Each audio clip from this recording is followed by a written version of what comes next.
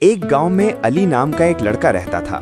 علی بہت اچھا اور ذہین بچہ تھا، مگر وہ نماز پڑھنے میں سستی کرتا تھا۔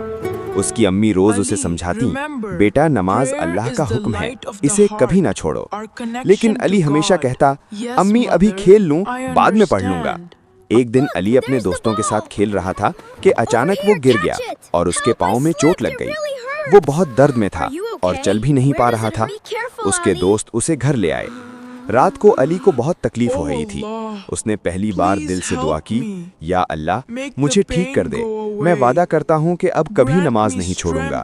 اگلے دن علی کو کچھ بہتر محسوس ہوا۔ چند دنوں میں وہ بالکل ٹھیک ہو گیا۔ اسے یاد آیا کہ اس نے اللہ سے وعدہ کیا تھا۔ اس دن سے علی نے باقاعدگی سے نماز پڑھنا شروع کر دی۔ شروع میں اسے تھوڑی مشکل ہوئی، لیکن آہستہ آہستہ اسے نماز میں سکون ملنے لگا۔ اب وہ خود وقت پر وضو کرتا، مسجد جاتا اور دل لگا کر نماز ادا کرتا تھا۔ ایک دن اس کے استاد نے کلاس میں پوچھا، بچوں سب سے اہم چیز کیا ہے جو ہمیں اللہ کے قریب کرتی ہے؟ علی نے فوراً جواب دیا، نماز۔